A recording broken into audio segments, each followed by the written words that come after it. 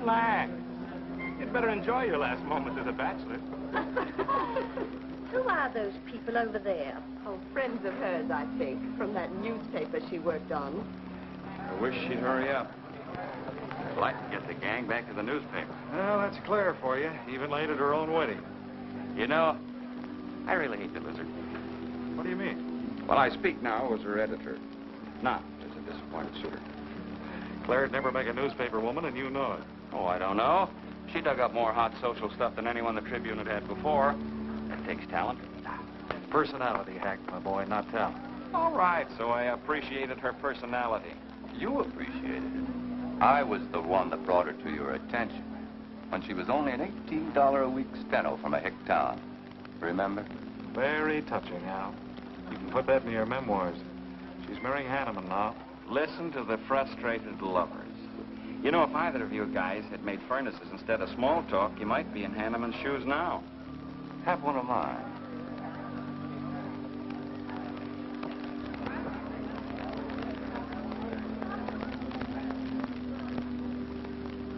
We do have memories, don't we, Les?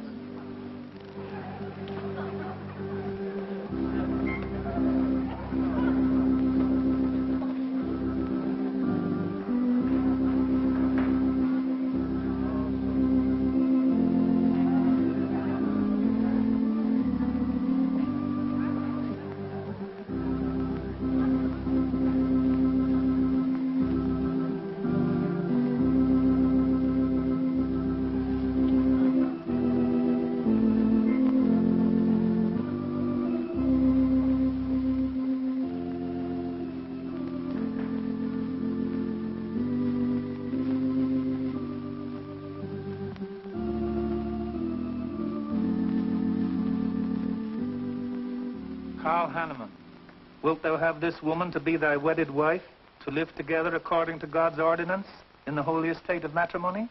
I will. Claire Cummings, wilt thou have this man to be thy wedded husband, to live together according to God's ordinance in the holy estate of matrimony? I will. I now pronounce you man and wife. You may kiss the bride.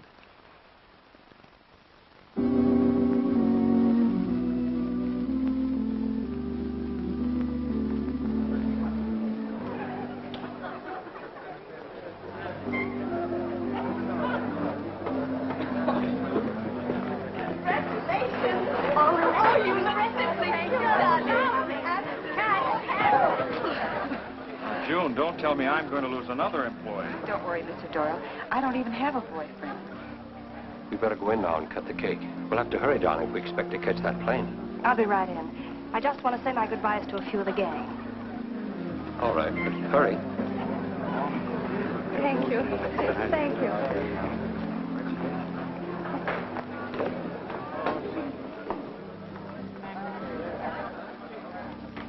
Guess who?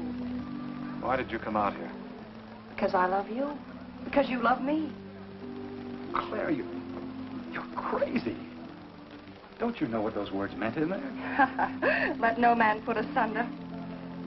No one can put us asunder less, you and me. Oh, I never could figure you out. Except that, well, you make everything add up to spell Claire, don't you? Now, darling. You're even getting a sadistic kick out of having me at your wedding. Me and the others. But there are no others. Only you. I'll think about you on my honeymoon. I'll write you. Miss me less. I know you're going to be very happy. I beg your pardon. Thank you. I'm ready with my cameras, Mr. Hanneman. I've been looking for Mrs. Hanneman. You haven't seen her, have you? I believe you'll find her on the terrace.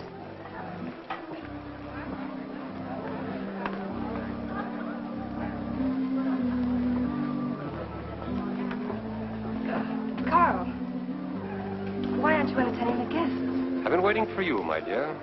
I was detained. On the terrace? Don't you think you were being a little affectionate for a newly married woman? Darling, you're a great big old suspicious bear. That was only Les Burns. And? It was nothing. Just a friendly goodbye kiss.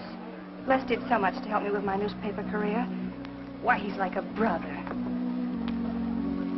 You're the only man for me, darling. Ever. They're waiting for us. Shall we cut the cake?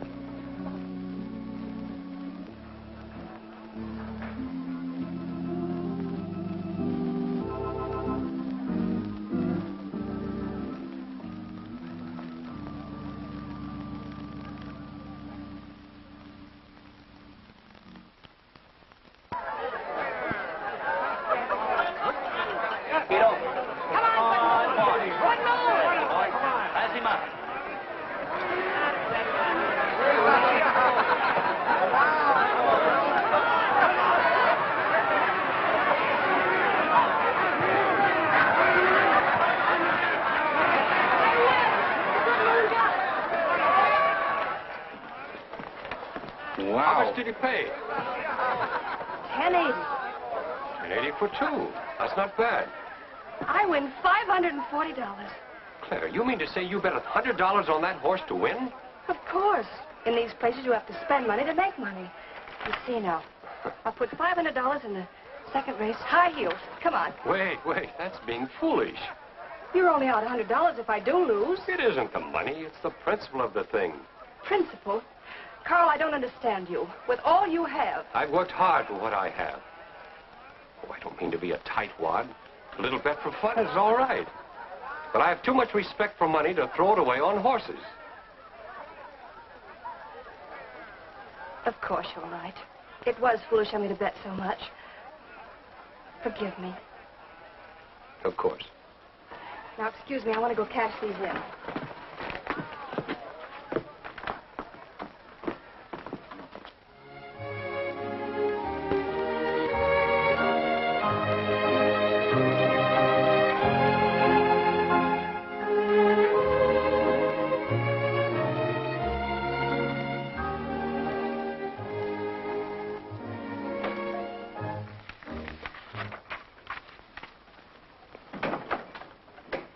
Hello, darling.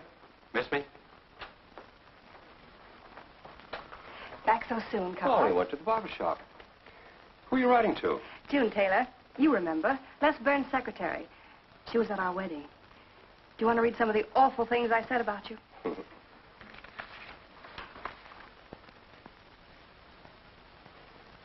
It's hard for me to believe that I'm so lucky as to have a woman like you in love with me. It's true, darling. Every word of it. I'm sorry, Claire.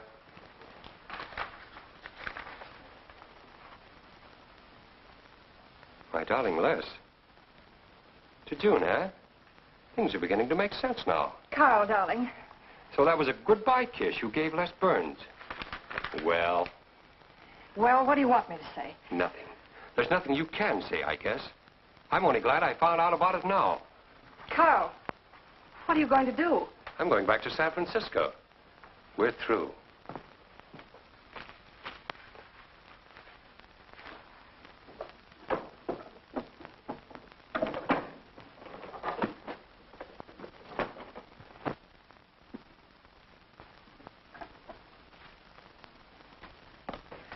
But what am I going to do, Carl? I don't care what you do.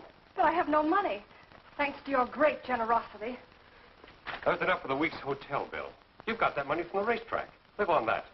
You'll not get another cent from me. Oh, no. I wouldn't be too sure of that. I'm your wife, Carl. There are community property laws in this state. It won't be that easy. It'll be very easy when I show this letter to the judge. And I'm starting divorce proceedings in the morning. Oh, Carl, darling, let's talk this thing over. It's so silly. Get out of my way before I forget myself.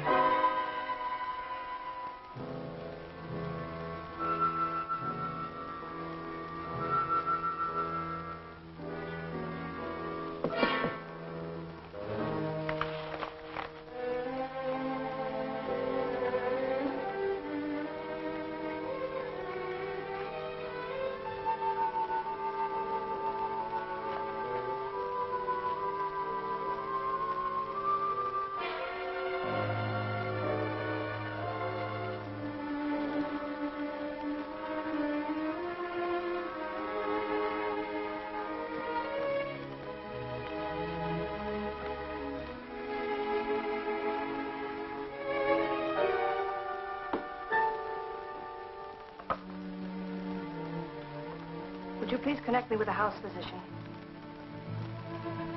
Hello, Dr. Hastings? This is Mrs. Carl Hanneman, Bungalow 9. Could you please leave a prescription for some sleeping tablets for me at the drugstore? I'll be needing them right away. I'm turning in early. No, that won't be necessary. I'm going out for a bite to eat, and I'll pick them up later. Thank you.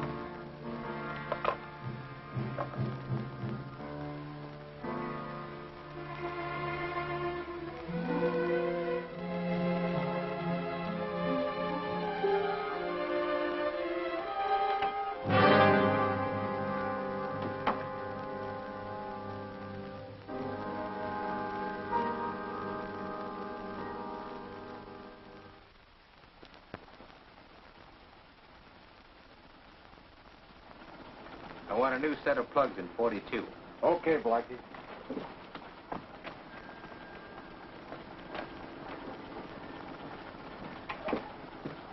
Are you Mr. Tellen? Yeah. I must reach San Francisco by tonight. I want to be back by morning. Can you make it? I can make it up and back if If what?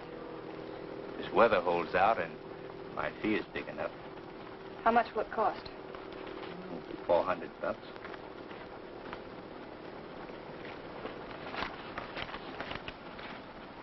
Why 5? I said 4.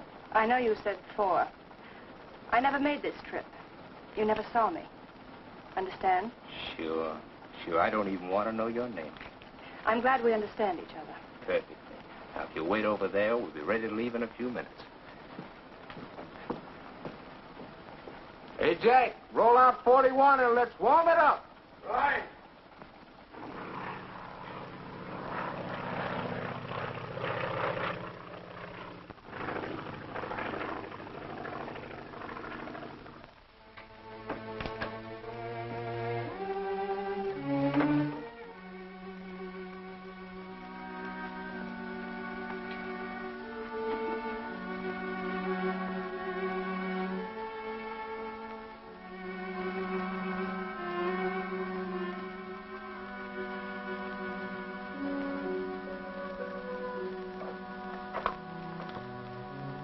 Room service, please. Hello. This is Mrs. Carl Hanneman, Bungalow 9. Would you please send a waiter over with the menu? Thank you.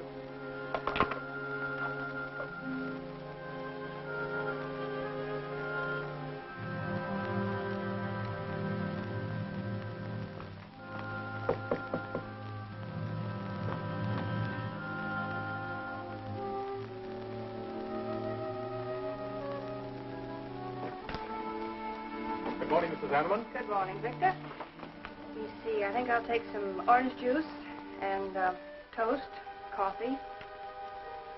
That'll be all.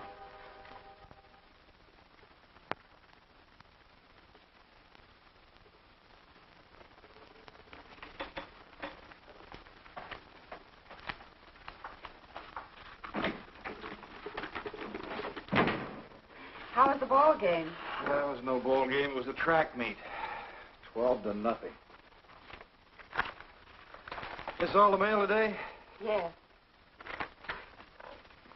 By the way, I meant to ask you sooner, but I'm going to have a little dinner party tonight for a couple I know. You're invited if you're not doing anything. Well, sure. What's the occasion? They're going to be married soon. They're awfully nice kids. Married. And the trouble will really start. Mr. Burns' office. Long distance calling. It's Mrs. Hanneman. Hello, Claire. Hello, Les. I'm so glad I caught you at the office. How's the honeymoon? It was interrupted. Carl had to go back east yesterday. Business, he said. He wanted me to stay over, wait for him here. But I'm not. I'm coming back to San Francisco tonight. You think that's sensible? Of course not. But I'll see you again. Look, I want you to arrange a plane ticket for me. Reservations are so hard to get at this end, it'll be easy for you. All right, Claire. I'll take care of it tomorrow. Tomorrow won't do. I'm coming home tonight. Okay, I'll wire you back on the time. I know you would help me. Be sure and meet me at the airport. I can hardly wait to see you. Goodbye, Les. Goodbye, Claire. June, get a hold of Hack Doyle. Have him get me a reservation on the 8 o'clock plane out of Los Angeles tonight. It's for Mrs. Hanneman. Are you planning to meet her? Yeah. Oh, I guess I'll have to cancel our dinner party tonight. It doesn't matter. Apparently, Claire can get anything she wants out of anybody at any time. Can't she?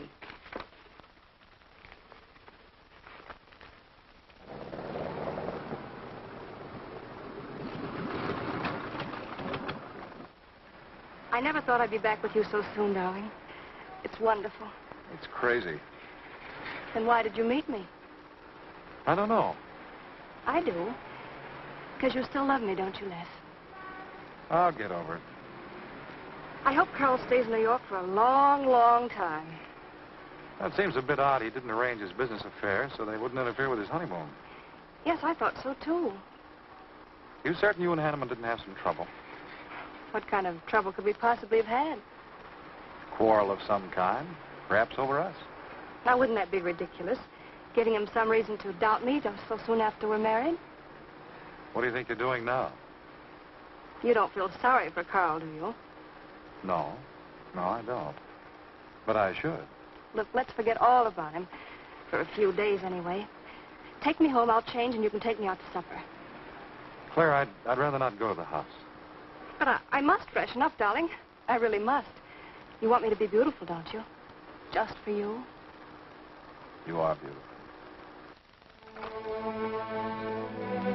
See? There's nobody home.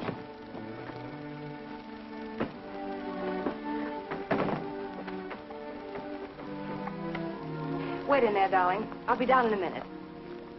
Come here. Oh, darling.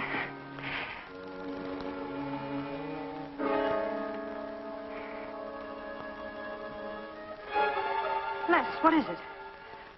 Stay here.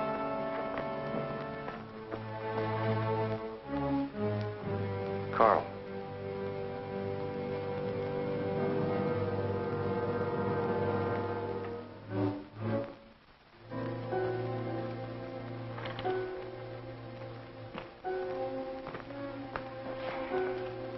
Suicide.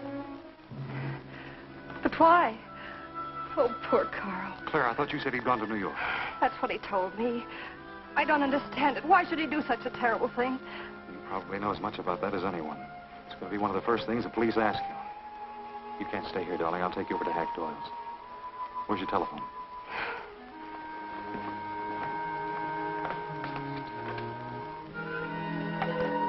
Police headquarters, please.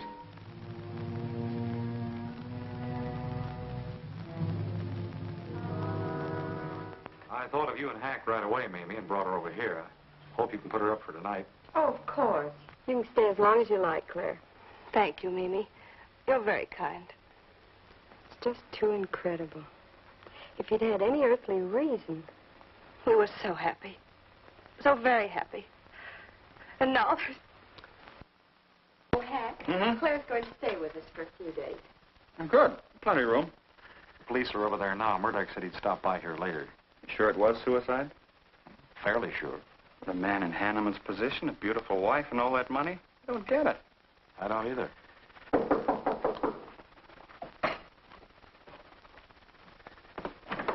Oh, hello, Bill. Come on. How are you, Hank? Hello, Claire. Hello, Bill. Sorry this had to happen to you. Sit down, Captain. How about a cup of coffee? Thanks, Miss Doyle. I won't annoy you for long, Claire. Just a few questions, routine. You know how it is. Of course. Les gave me most of the details over the phone. Your husband, by the way, has been dead for nearly 24 hours. How did it happen that Burns met you at the airport? He didn't happen to. I phoned him from Los Angeles. How come? Well, I was arriving late and alone. I knew Les would pick me up. Do you have any theory as to why your husband came to San Francisco after telling you he was going to New York? No. I didn't know anything about the business. The gun, of course, was Hanneman's. We checked the serial number. Funny there are no powder burns on the coat. Bill, a suicide doesn't always press a gun against his body. In that case... There would be no powder burns, I know. Do you know of any reason why your husband should have taken his life? No, I don't. Anything wrong with his health? Not that I know of. But that could have been the reason. Had you quarreled? Oh, no. No, we never quarreled. Believe me. Throughout every minute of our married life, we were supremely happy. The entire week, huh?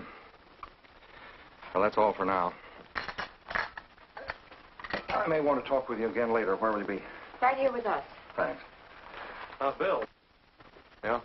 You found fingerprints on the gun, of course. I mean, Hanneman's prints. Uh-uh. Clean as a whistle.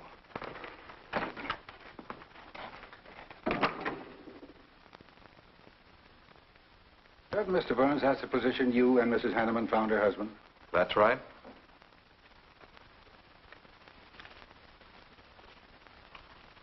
One more question, Mr. Burns. Your testimony at the coroner's inquest said you touched nothing. That's true.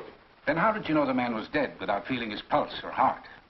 Mr. Chalmers, I've been around enough to know a dead man when I see one, especially after 20-some-odd hours. You assumed that Mr. Hanneman committed suicide. Why? Well, everything points to suicide. Not in my assumption, Mr. Burns. Mrs. Hanneman, you say you saw your husband alive on Monday afternoon, and then the following night, which was Tuesday, you saw him again. Yes, but he was dead. I've told you everything. You don't need a weather vane to see which way this wind is blowing. Was it customary for the servants to take a vacation whenever Mr. Hanneman left on a trip and leave the house empty? Well, I don't really know. I didn't give orders to the servants. Carl, Mr. Hanneman ran the house. I hadn't moved in yet. I see that you also assumed that this was a suicide. Naturally, it couldn't have been anything else. That's what Mr. Burns said. According to the Police Scientific Detection Laboratory, the pistol found near the body was the one used in the death of your husband. But they found no powder burns on the clothes of Mr. Hanneman, nor fingerprints of any description on the gun. Furthermore, it was brought out that Mr. Hanneman couldn't have fired the gun because in making certain tests of his hand for traces of powder marks, none was found. Just what are you driving at? Simply this. Carl Hanneman was murdered. But unfortunately, I haven't enough evidence to hold either of you. You were out of town, and your alibi was proven. You're free to go.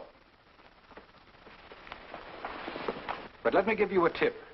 I'm not buying any suicide theory, so the case will remain open. See you later, Ed. So long, Hack.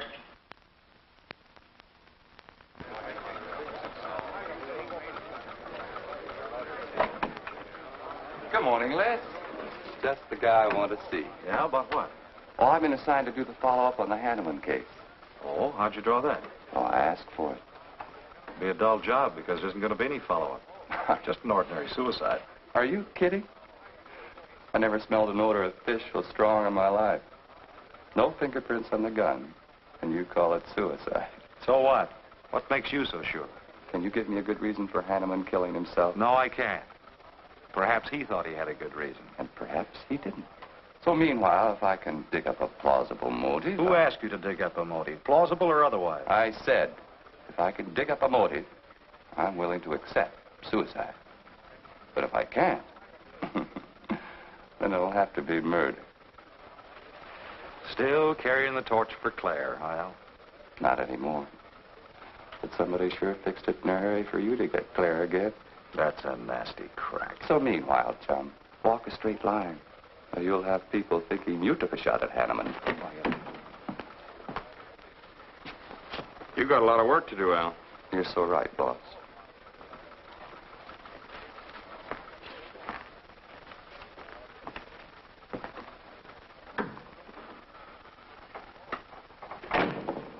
Sorry, Hack.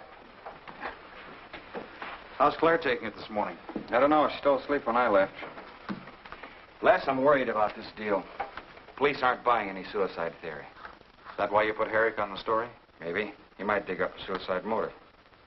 What's your slant? Well, Hanneman killed himself. Nice try, Hack. You're about as subtle as a punch in the nose. You think Hanneman was murdered, don't you? Maybe I'm protecting someone. It's possible. But I'd like to protect someone if it isn't suicide. Like who? Like you. Who had a better reason? Hanneman's death meant that you'd get Claire back and $1 million odd bucks. That makes sense to a lot of imaginative characters around this town. I don't believe it for 1 second. But I still think it's safer to sell the suicide theory if Herrick can dig it up.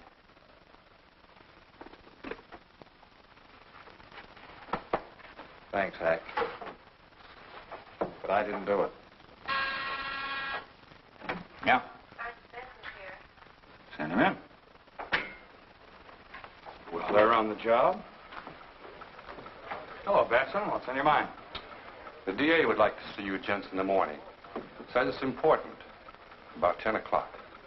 What's he want us for? Don't you know? Mrs. Hanneman's already got her invitation. See you tomorrow.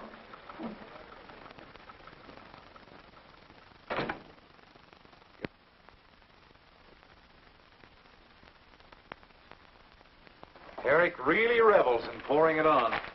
Well, it's news. Nobody's been hurt. Yet.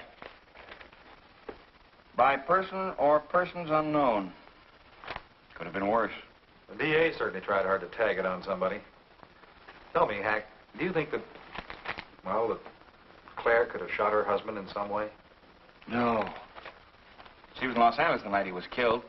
DA couldn't shake that, and... Good morning, everybody. I hope I'm interrupting something important. Hello, darling. You look tired. Hello, Hack, dear. Good morning, Clara. It's a pleasant surprise. What can I do for you? I came to get my job back. Starting when? No. Well, after all that's happened, don't you think you should have a little rest? Rest. Why, working will be the best thing in the world for me. It'll keep me from thinking too much about poor Carl. After all, I must carry on. My life is still ahead of me. What's the real reason? Well, I do need a little cash. I have the house and my clothes, but I just won't be able to live on the widow's compensation the court will allow me. You wouldn't want me to have to sell my clothes in order to eat, would you? Oh, no. After all, I've made other arrangements about your column. Beth Warnock's taking it over. You are still the boss, Hack.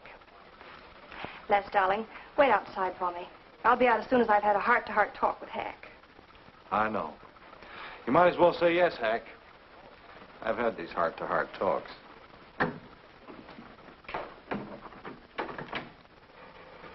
You will let me stay, won't you, Hack?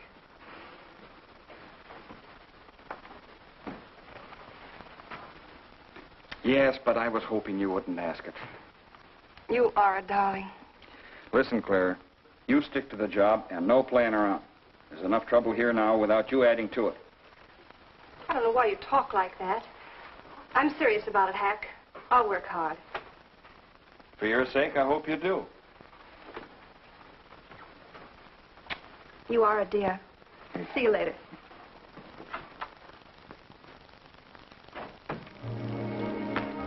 Well, see you later, Al. All right. Must be your friends. Yeah, old friends.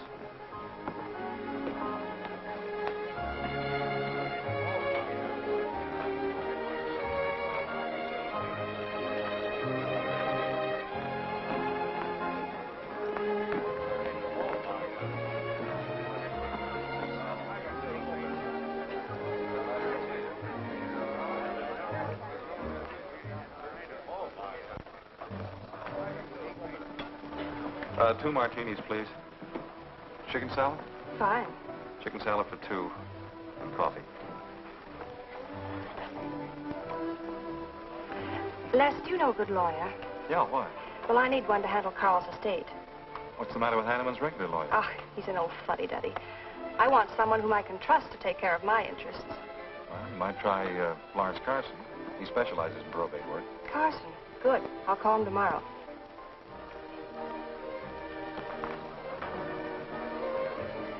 Do I know that man over there? You should. It's Stanley Mason. Our paper's backing him for Congress. Of course. Why, the pictures on his campaign posters don't do him justice. You know, I never could figure that guy. Every time I see him, he's with a different girl. So? Oh, we'll have 4 Manhattans. Make them half French and half Italian vermouth. We'll order later. I'll look after them personally, Mr. Mason. Thank you. Stanley, isn't that Hanneman woman over there? Yes, she's very attractive, isn't she? Well, if she likes the type. Why wouldn't he be a good man to handle the estate? No. He's too tied up with his election campaign. What are his chances, Les? I'm going to Washington. Pretty good. Why? That makes him important. I've got to have someone with influence. He looks like the kind of a man who could get things done quickly. Capable enough, I suppose. Probably make a good representative. Personally, I just don't go for it. I want you to introduce me to him. You can do better. Oh, darling, don't be stubborn. I want to meet him. When you want something, you want it right now, don't you? You know what I really want, Les. I know. A fine old name like Hanneman, carload of dollars, social position, the tops. You're forgetting the most important thing. You see, that's just the frame. You're the picture in that frame. What's that about a frame? Sergeant Benson, won't you join us? No, but Burns here can join me. Been looking all over for you. The captain wants to have a little chat. Now. What is this, a pinch? No, just an interview. It won't take long. It's too bad you couldn't have found me at 10 o'clock this morning. I was in a dentist's chair. I'm sorry, Claire. It's all right, darling. I'll wait for you here.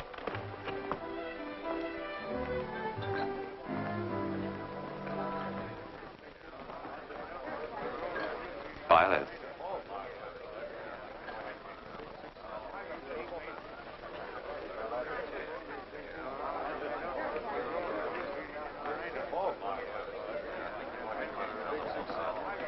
Hello, Al. Don't tell me they finally grabbed Les for murder. Wouldn't you like to hear me say yes? Yes. Well, don't stop the presses. Yet. You're the most composed dame I ever saw. I don't believe you give a hoot whether this case ever gets solved. Oh, but of course I do. Really. Say, Al, how well do you know Stanley Mason? Quite well. I've planted some of his propaganda. You can do me a favor. A big favor. I want to meet him. Might be a good idea. I remember I once introduced you to a fellow by the name of Les Burns. Promptly lost you. Excuse me.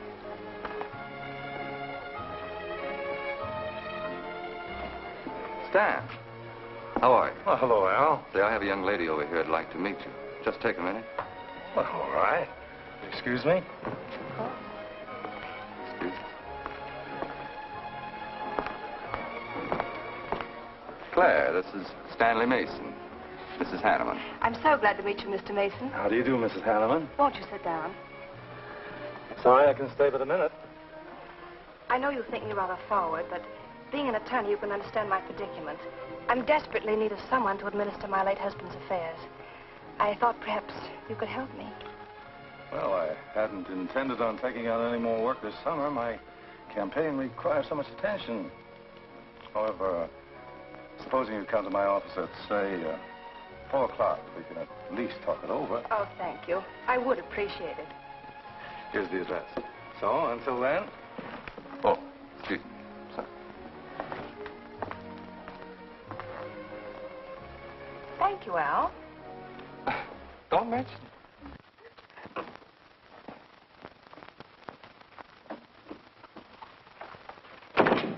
I found him, Cap. Right where I expected. With the grief-stricken widow. Only if she's grief-stricken... Skip it. Les, my boy, have a seat. Last time it was hello, Burns. Today it's Les, my boy. What do you want? You know, I just wanted to chin a bit, will you? Oh? I didn't know I was that interesting. You live out in the Hanneman neighborhood, don't you? No, and you know it. But you go out to that neighborhood quite often, don't you? Yeah, so what? To visit friends. Oh, sure, that's right. There's Hack Doyle and his wife, June Taylor. Say, there's a clever little girl, huh? Your secretary, huh? Since when have you become so interested in my secretary?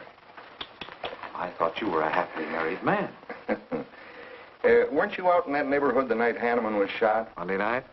No, I wasn't. I played gin rummy with the boys in the press room. Went home to bed about 10 o'clock. He read the testimony, did the checking. Come on, Murdoch, what's on your so-called mind? Funny, we can't find any record of where you were between 10 o'clock and 8 the next morning when you had breakfast at Drake's coffee shop. Nobody saw you around your apartment house. Nothing so strange about that. People in my neighborhood mind their own business. I spent the night sleeping. You got an edgy temper today, Les. Aren't worried about anything, are you? I'm annoyed. Until you and the DA get this thing settled, nobody will get any rest. We may have the answer quicker than you think. The police expect to apprehend the criminal within 24 hours. Shall I quote that? You can write out the gags, Burns. You've been crazy about Claire for a long time, haven't you? That's right. You thought she was going to marry you. Then she married Hanneman. That must have been quite a jolt. I won't deny that either. So you must have been pretty sore at Hanneman for beating your time. All right, I suppose I was. You know, Burns, you've given out with all the motives a man needs for killing another. You don't need motives, Murdoch. You need evidence. Evidence? You just told me that you weren't near the Hanneman home last Monday night. I wasn't.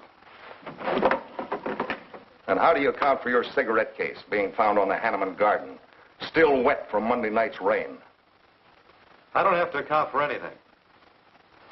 To throw cold water on your mastermind, I tossed that away right after the wedding. Anything else you want to know? No, that's enough. Next time, be more careful when you talk to the captain. Listen, Mr. Benson, if I've hurt the captain's feelings or yours, arrest me. And I can sue, and you'll be back writing tickets for jaywalkers.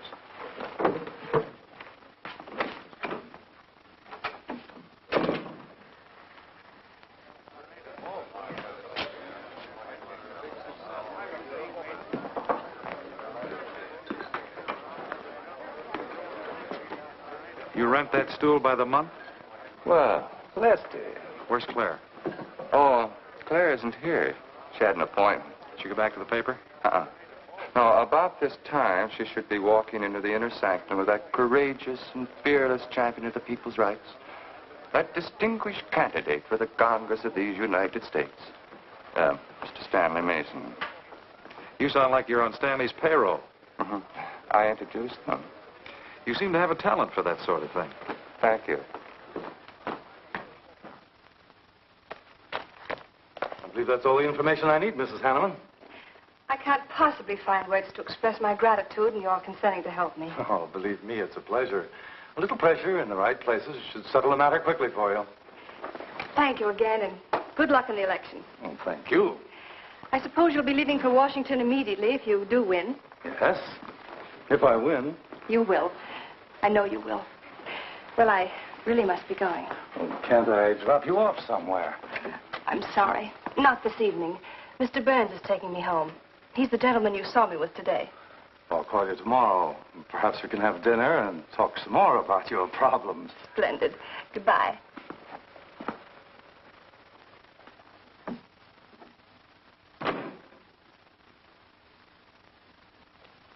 Look, Claire, don't you think you ought to stay over at Hack Doyle's a little longer? Might be unpleasant. Oh, don't be ridiculous. Come on. Oh, Robert. Good evening. Good evening, Mrs. Hanneman. We weren't expecting you home. We've made no arrangements for dinner. I've had dinner. Please take my bags to my room, and you and Christine take the evening off. I shan't be needing you. Thank you. Oh, Mrs. Hanneman, I just wish to say on behalf of Christine and myself that we're pleased that you're home, and we'll do everything we can to make you happy. Why, thank you, Roberts.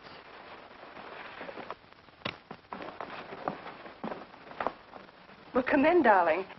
You aren't afraid of Carl's ghost, are you?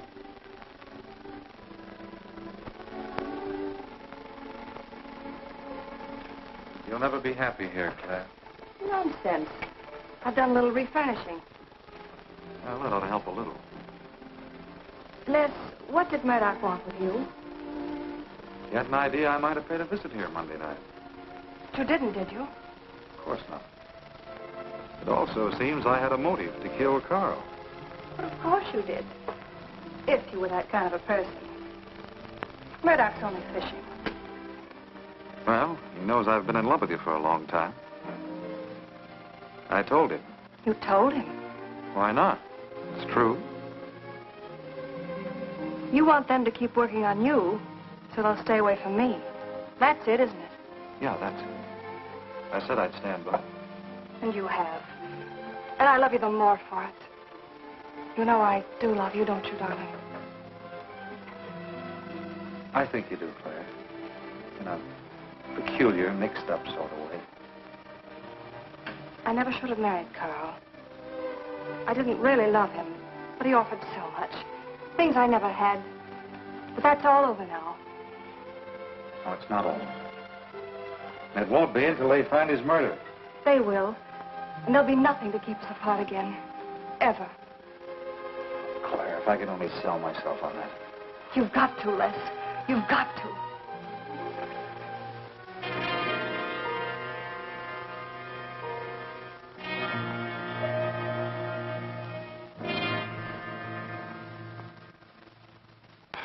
That little tidbit straight from the horse's mouth brings us to the 3-0 mark for today.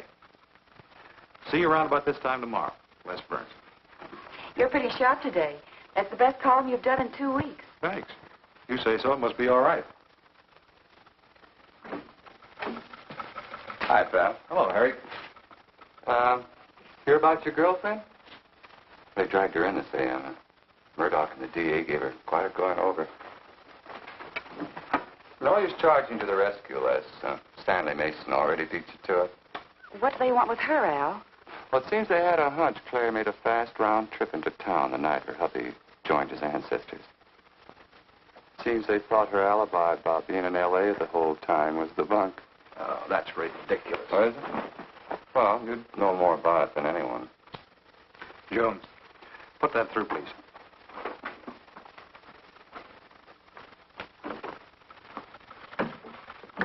Okay, Al. You're so much smarter than Murdoch. Spill it. Oh, I'm not saying I'm smarter. But I do know Claire better than he does. And I know you. Meaning what? Claire never lost any interest in you before, during, or after her marriage. Well, that doesn't prove it happened. With all that wampum at stake, this whole thing could have been planned weeks ago by both of you. I'm fed up with your dirty cracks. Now get out! Wait a minute. Look, Junior, one of these days I'm going to be too late and you're not going to have any teeth. Mm-hmm. You're so right, boss.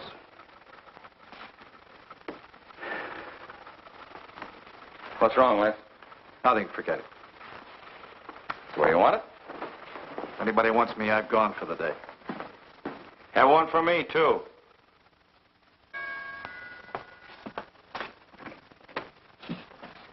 Where's Miss Hanneman? I gotta see her. Is she in? Why, yes, but she's going out. This is important. What's the trouble, Les? Oh, I've been trying to find you all afternoon. You didn't get back to the paper. Where were you? I was with Mr. Mason. We were talking over the estate. Oh. Looks like you got some more talking to do. It's really only business, Les. Come in, but I can only see you for a moment.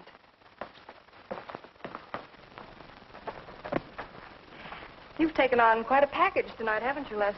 Oh, I've had a few drinks. Sitting over at Renard's. Been thinking things. Crazy things. About me? Yes, you. Murdoch and the DA asking you all those questions. It's nothing to be disturbed about. I'm not so sure. Why do you say that? Were you in this room Monday night? What?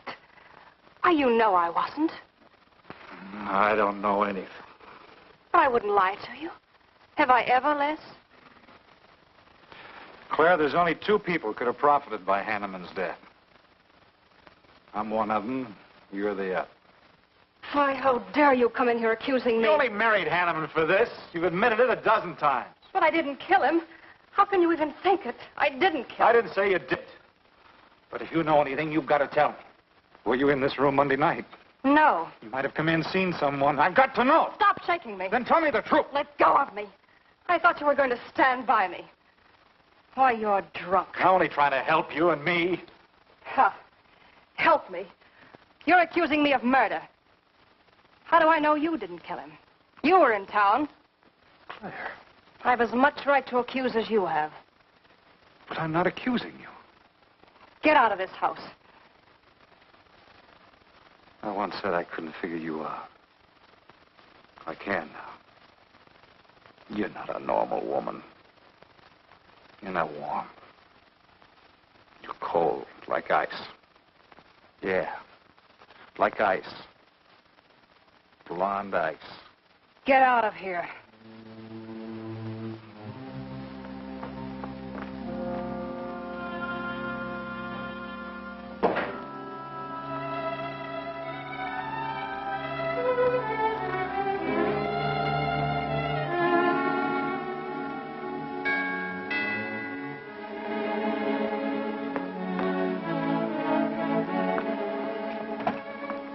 Oh, hello, Mrs. Hanneman. I don't believe I know you. Sure. Sure you do. Let me come in. We can talk better inside. In there.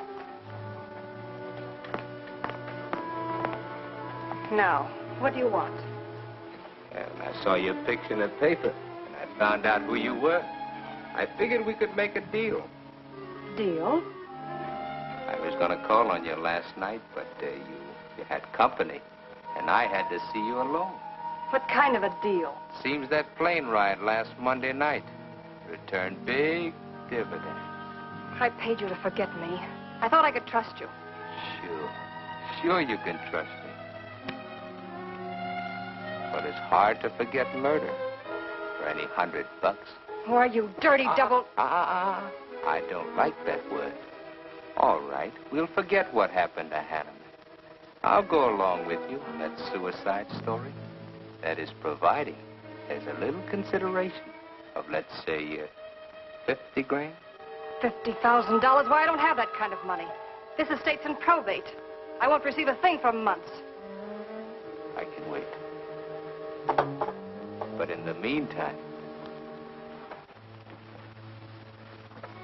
I'll take this. I know a little man who'll lend me money on it. All right. All right. Just don't come near this house again. But I will keep in touch with you. Quick, out the terrace door. And don't forget, Mrs. Hanneman, I'm not kidding about that 50G.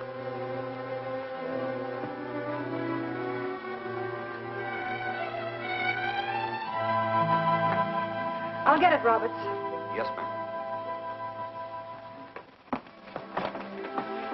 Stanley, darling. Thank you. Well, he isn't at Bernard's either. Oh, I hope nothing's happened to him. He'll turn up when he runs down or runs out to go for drinks. Say, you write his column all by yourself? Somebody had to do it. I hope it's fit to print. It's good. Nice of you to cover for him, too. Do you really think he's all right? Sure. I'll find him later. Don't worry about Les. He's probably getting more poison out of his system than he is into it. I hope.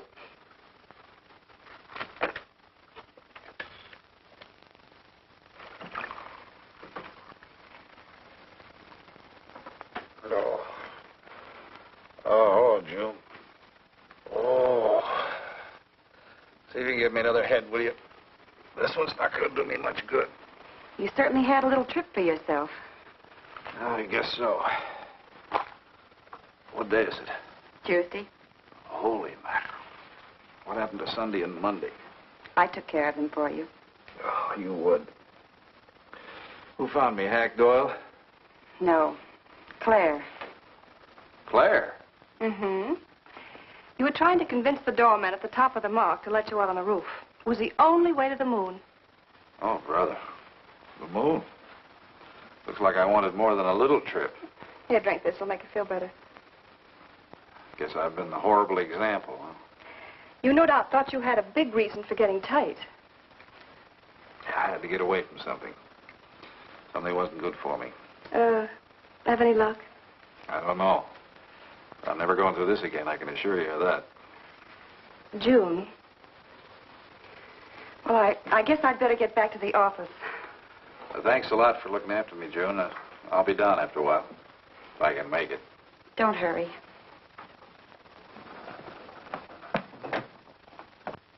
Les, I wonder which hangover you'll recover from first.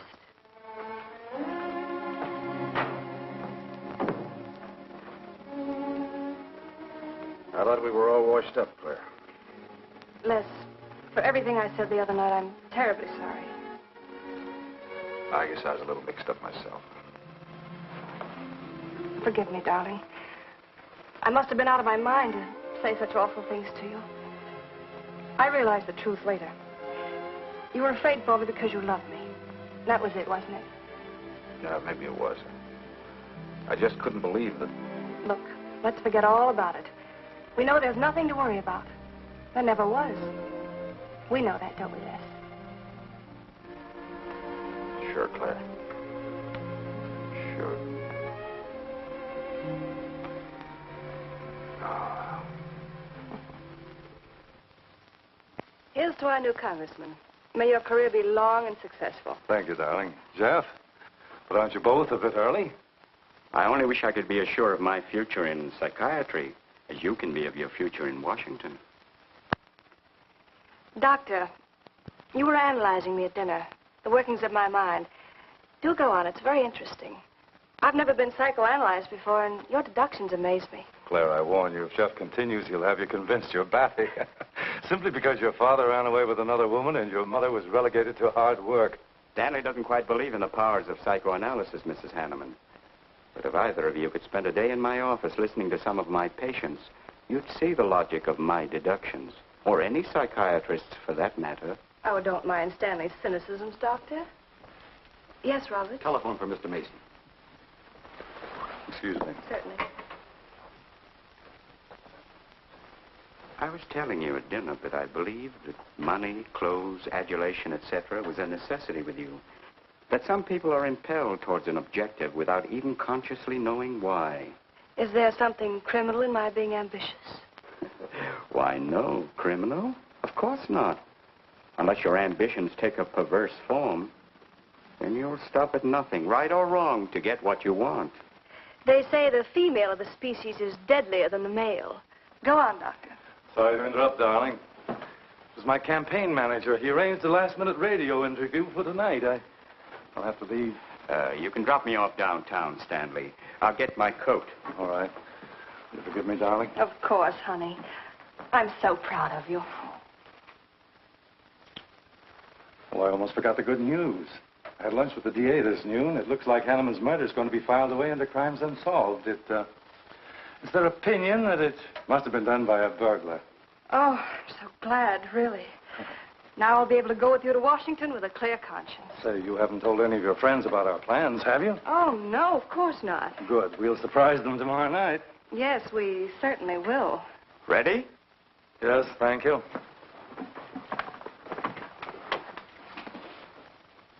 Good night, Claire. Good night. Mrs. Hanneman, please don't take my mental probing too seriously. You're a very charming hostess. So don't worry. I never worry. Good night. Good night.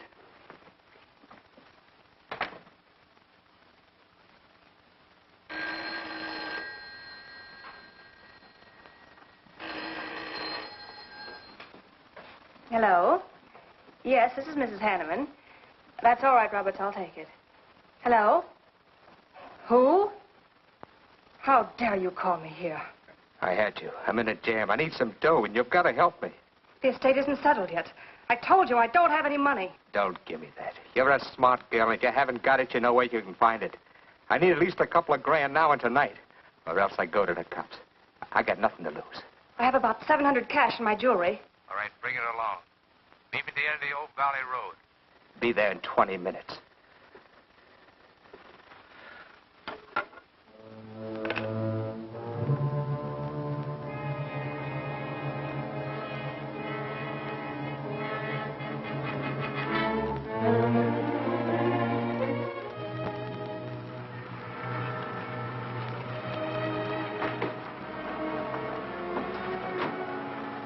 Did anybody follow you? No, Then stop being nervous. I'm not nervous. You are. All right, give me this stuff and let's see if I can use it. These look all right. I got into the bookies for a couple of grand. They're bad little men. And I've been stalling. Tonight they told me, pay off or else. They wouldn't kill you for $2,000. They'd kill for a lot less. That's why I had to put the bite on you. Thanks, Mrs. Hanneman. I wouldn't double-cross anybody. Not unless I had to. I wouldn't double-cross anybody either, Blackie. Unless I had to.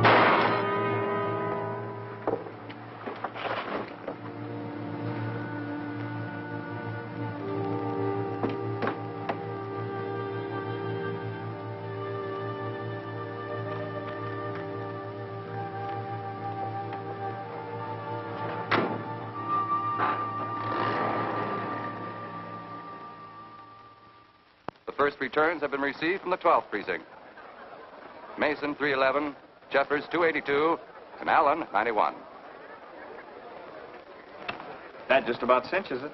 If I can do that well in the 10th, I can carry them all. My gratitude, Doyle. Without your paper in back of me, I wouldn't have had a chance. Think nothing of it, Mr. Mason? We're glad we backed the right man. Well, it looks like you're in, Mr. Mason. Congratulations.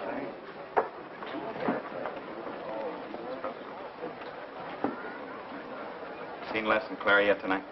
No, I guess she's waiting to make her grand entrance. It's about 100 times you've asked for them, huh? What gives? Nothing.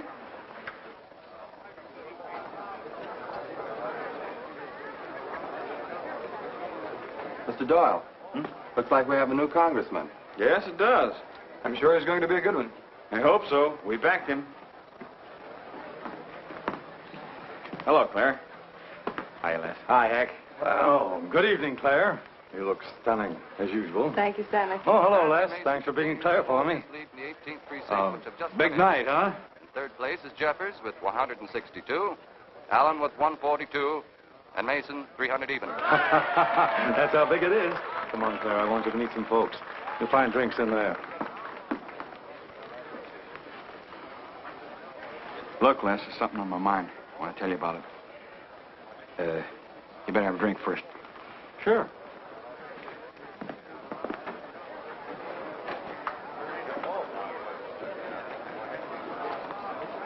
Hi, folks. How's the brawl? Well, at least the liquor's good.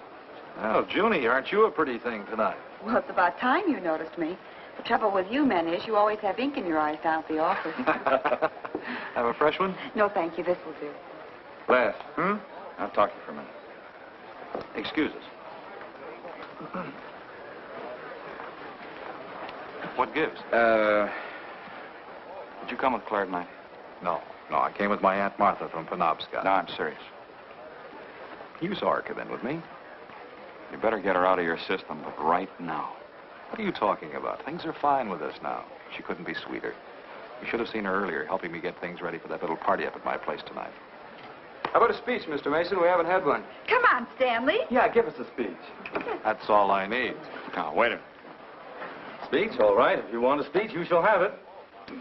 Ladies and gentlemen, I want to introduce to you a very lovely young woman, better known to you as Claire Cummings.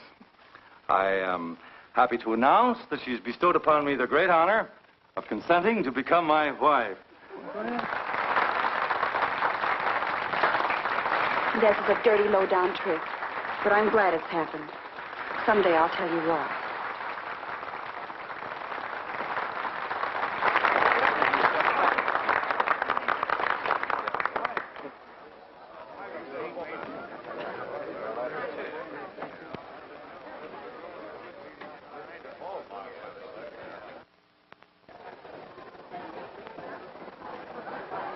All the Thank rest you. of the world, my dear. That was quite a speech you made, Stanley. Surprised, Jeffrey? Aren't you going to congratulate us, Doctor? It's customary. Hate to take you away at this moment, Stanley, but there's something I must talk to you about. It's important. But of course, Jeffrey. Will you excuse us? I know you'll enjoy living in Washington. When do you plan to have the wedding?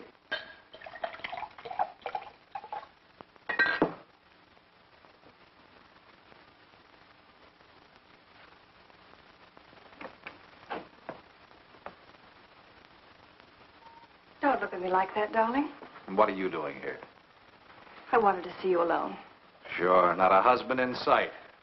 Dead or alive. I didn't have a chance to explain. No one can put us asunder, Les. You and me. It was more effective last time with wedding music, remember? Oh, you're cruel. I didn't mean to hurt you, and you are hurt, aren't you? That's how much you bother me now. Not a quiver. What about your heart? Claire Cummings, Hanneman, Mason. If this keeps up, you won't be able to get your initials on your silverware. I can't help it, Les. I do love you, but you could never give me the things I must have. Money, importance. With me, they're a necessity. Oh, stop it, Claire.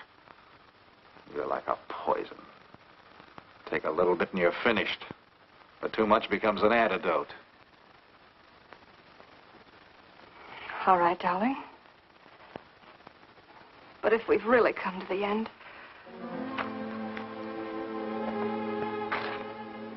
Stanley. Stanley. Do you mind, Burns? I'd like to say something to my fiancée alone. Not at all, Mr. Mason. Not at all. Go right ahead.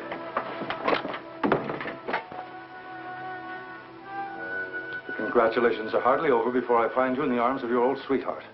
That was a stupid remark. I had to say something to him, didn't I? So you didn't tell him earlier. You said you were going to?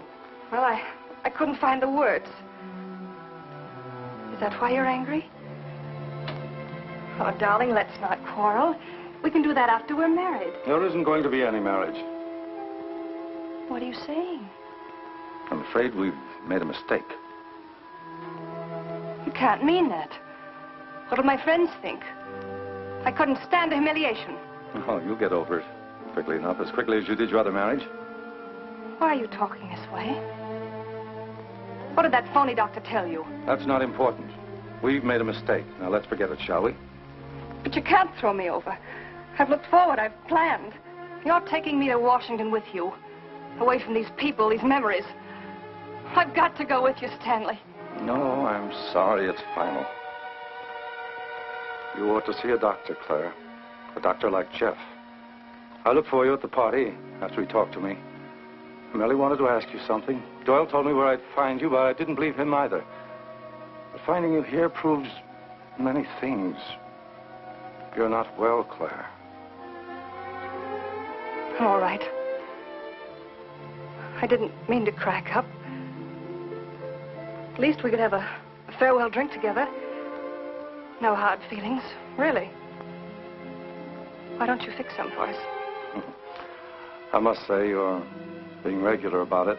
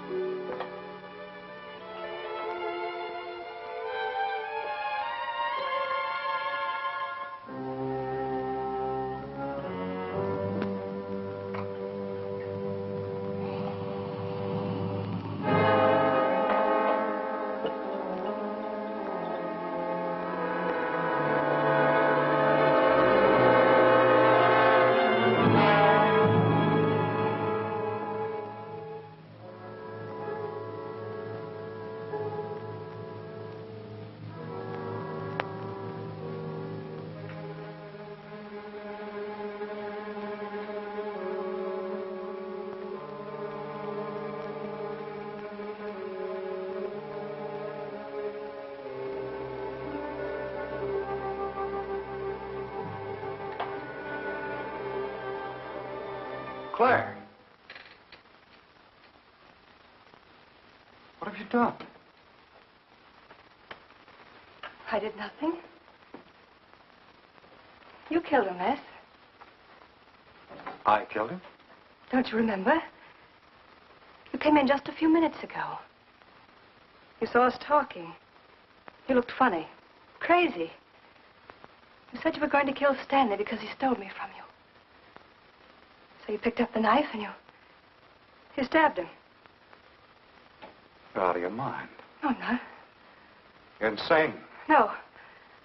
No, I saw you do it. You dropped the knife and you ran out the door. I tried to stop you. Came in just a few minutes later. Right now. You murdering little idiot. Les, don't! Mason, you won! Alan just conceded the election! You're going to... You're gonna go. You made it on its minute right there.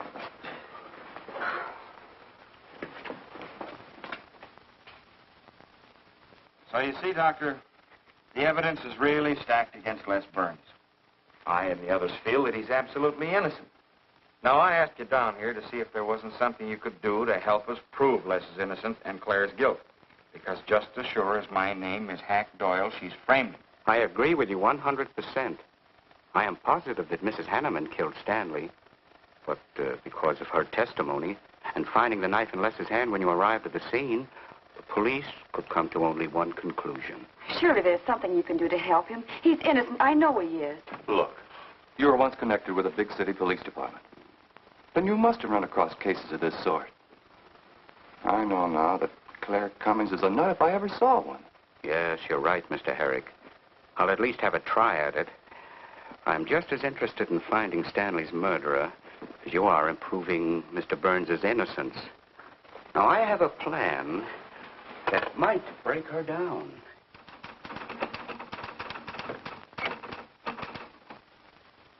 Well, good morning, Dr. Clippinger. To what do I owe the pleasure of this visit? It's no pleasure for me, Mrs. Hanneman, I assure you.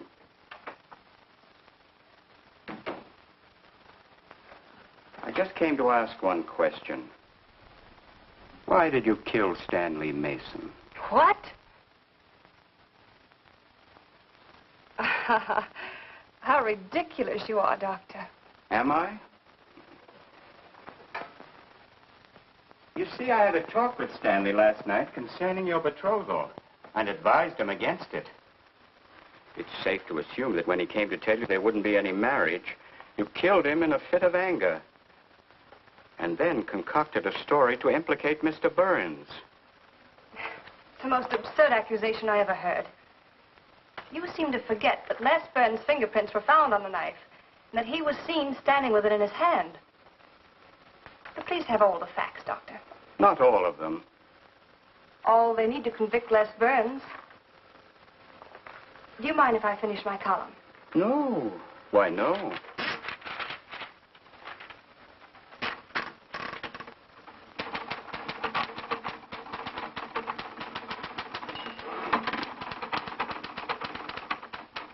I suppose you'll tell the police I killed Stanley and give them that fantastic story to back up your accusations. It won't sound so fantastic to them, Mrs. Hanneman. I discovered one or two other flaws in your story. They'll laugh at you. It's insane, absurd. Oh, you're wrong.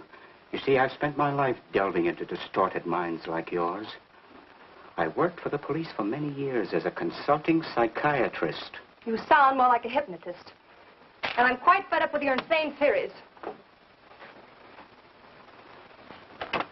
Now, Doctor, looking for something, Hank? Police are on their way. Police? What for?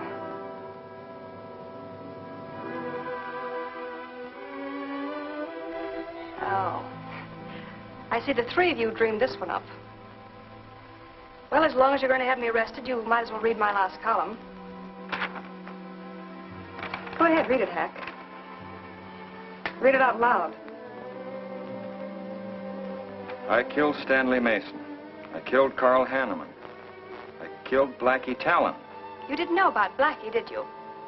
You hid that story on page 5. Unsolved robbery and slaying. I killed Stanley Mason because he no longer wanted to marry me. Stanley Mason was the top of the ladder for me. The top rung. I had money. And now I was going to have position. He was taking me to Washington with him. I could leave then without making the police suspicious. Clever of me, wasn't it? Why did you frame Les Burns?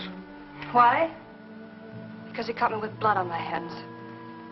Because at last even he had discarded me. I never loved any of them. You, Al, Hanneman, Mason. But Les, I wanted to hang on to him. He was of no use to me, but I couldn't let him go. Maybe I did love him. Hello. Miss Cummings? No, she's off. I'm glad you confessed, because you never could have gotten away with it much longer. I would have, but for you, Dr. Clippinger. You with your slimy scientific snooping. As soon as you came in, I realized it was you who turned Stanley Mason against me. You sent him to his death just as much as I. Sit down, Claire. Why, but for you, I'd have everything I ever wanted in life. I hated you because you were the first man who ever saw inside my mind. And I'm going to kill you. Let go of my arm!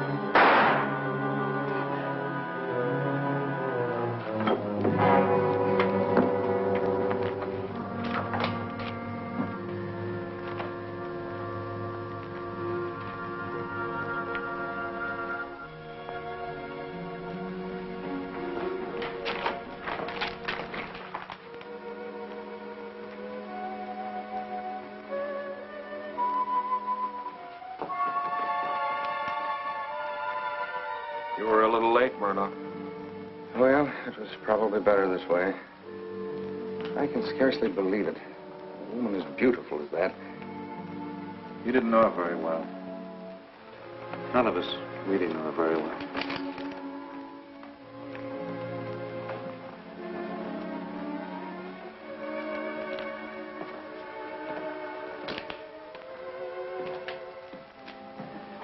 She wasn't even a good newspaper woman.